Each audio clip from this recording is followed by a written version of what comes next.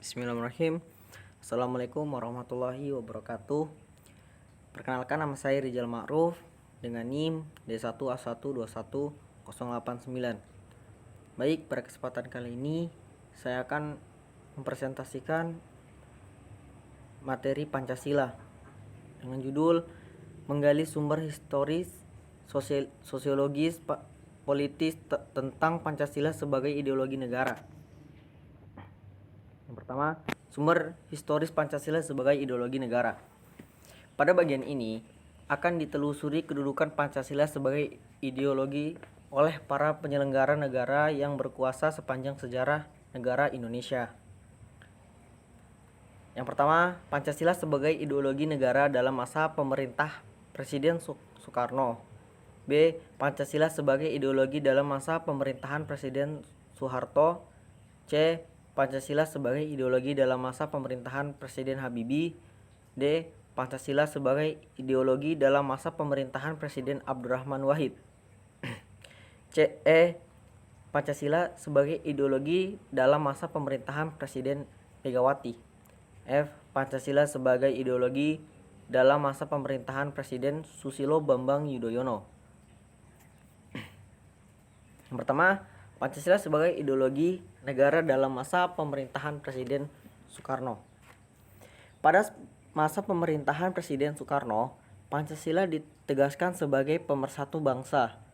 Penegasan ini dikumandangkan oleh Soekarno dalam berbagai pidato politiknya dalam kurun waktu 1945 sampai 1960. Namun seiringnya dengan perjalanan waktu, pada kurun waktu 1960 sampai 1965, Soekarno lebih mementingkan konsep Nasakom, nasionalisme, agama, dan komunisme sebagai landasan politik bagi bangsa Indonesia. B. Pancasila sebagai ideologi dalam masa pemerintahan Presiden Soeharto. Pada masa pemerintahan Presiden Soeharto, Pancasila dijadikan sebagai asas tunggal bagi organisasi politik dan organisasi kemasyarakatan. Periode ini diawali dengan keluarnya TAP MPR nomor 2 1978 tentang pemasyarakatan nilai-nilai Pancasila. TAP MPR ini menjadi landasan bagi dilaksanakannya penataran P4 bagi semua lapisan masyarakat. Akibat dari cara-cara rezim dalam memasyarakatkan Pancasila memberi kesan bahwa tafsir ideologi Pancasila adalah produk rezim Orde Baru, monotafsir ideologi yang dikuasai pada waktu itu. C. Pancasila sebagai ideologi dalam masa pemerintahan Presiden Habibie. Presiden Habibie menggantikan Presiden Soeharto yang mundur pada 21 Mei 1998. Atau desakan berbagai pihak Habibie menghapus penetapan P4 pada masa sekarang ini. Resonansi Pancasila kurang bergema karena pemerintahan Habibie lebih disebutkan masalah politis, baik dalam negeri maupun luar negeri.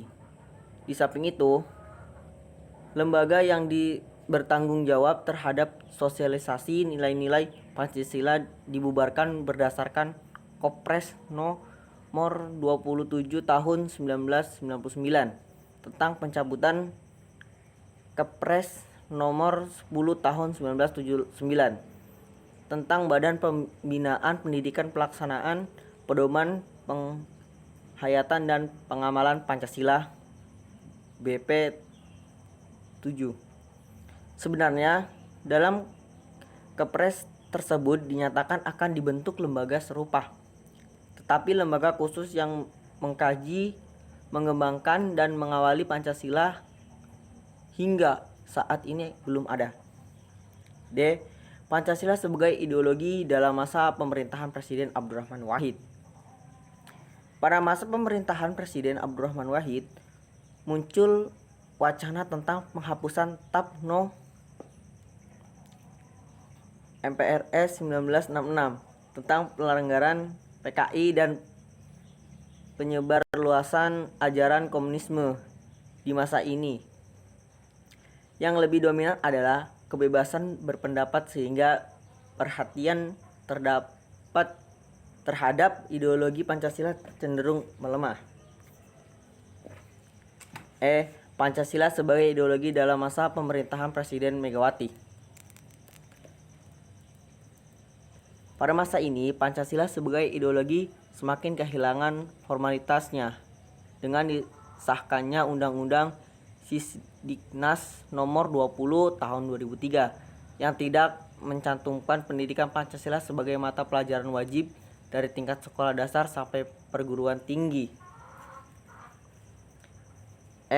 Pancasila sebagai ideologi dalam masa pemerintahan Presiden Susilo Bambang Yudhoyono. Pemerintahan SBY yang berlangsung dalam 2 periode dapat dikatakan juga tidak terlalu memperhatikan tingginya Pancasila sebagai ideologi negara.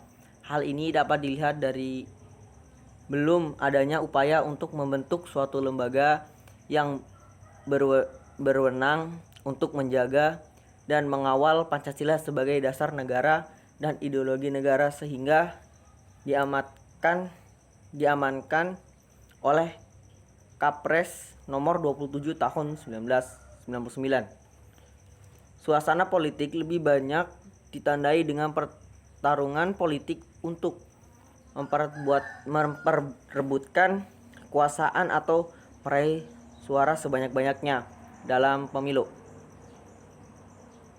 Mendekati akhir masa jabatannya, Presiden SBY mendatangkan Undang-Undang Republik Indonesia Nomor 12 Tahun 2012 tentang pendidikan tinggi yang mencantumkan mata kuliah Pancasila sebagai mata kuliah wajib pada pasal 35 ayat 3. Yang kedua, sumber sosiologis Pancasila sebagai ideologi negara.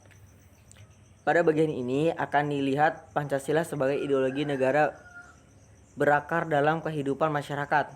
Unsur-unsur sosiologis yang membentuk Pancasila sebagai ideologi negara meliputi hal-hal sebagai berikut. A. Sila ketuhanan yang Maha Esa dapat ditemukan dalam kehidupan beragama masyarakat Indonesia dalam berbagai bentuk kepercayaan dan keyakinan terhadap adanya kekuatan gaib. B. Sila kemanusiaan yang adil dan beradab dapat ditemukan dalam hal saling menghargai dan menghormati hak-hak orang lain, tidak bersikap sewenang-wenang. C. Sila persatuan Indonesia dapat ditemukan dalam bentuk solidaritas, rasa setia kawan, rasa cinta tanah air yang berwujud pada mencintai produk dalam negeri. D. Sila kerakyatan yang dipimpin oleh hikmat kebijaksanaan dalam perwakilan dapat ditemukan dalam bentuk menghargai pendapat orang lain, semangat musyawarah dalam mengambil keputusan. Sila keadilan sosial bagi seluruh rakyat Indonesia tercermin dalam sikap suka menolong, menjalankan gaya hidup sederhana, tidak menyolok atau berlebihan. 3. Sumber politis Pancasila sebagai ideologi negara. Pada bagian ini, mahasiswa diajak untuk melihat Pancasila sebagai ideologi negara dalam kehidupan politik di Indonesia. Unsur-unsur politis yang membentuk Pancasila sebagai ideologi negara meliputi hal-hal berikut. Yang pertama, sila ketuhanan yang Maha Esa diwujudkan dalam bentuk semangat toleransi antar umat beragama. Yang kedua, sila kemanusiaan yang adil dan beradab diwujudkan penghargaan terhadap pelaksanaan hak asasi manusia atau disingkat HAM di Indonesia. Yang ketiga, sila persatuan Indonesia diwujudkan dalam mendahulukan kepentingan bangsa dan negara daripada kepentingan kelompok atau golongan, termasuk partai. Yang keempat, sila kerakyatan yang dipimpin oleh hikmat kebijaksanaan dalam permusyawaratan perwakilan diwujudkan dalam mendahulukan pengambilan keputusan berdasarkan musyawarah daripada voting. Yang kelima, sila keadilan sosial bagi seluruh rakyat Indonesia diwujudkan dalam bentuk tidak menyalahgunakan kekuasaan abuse of power untuk memperkaya diri atau kelompok, karena menyalahgunakan kekuasaan itulah yang menjadi faktor pemicu terjadinya korupsi. Terima kasih, mungkin ini yang dapat saya sampaikan. Kurang dan lebihnya mohon dimaafkan. Billahi taufiq wal hidayah. Assalamualaikum warahmatullahi wabarakatuh.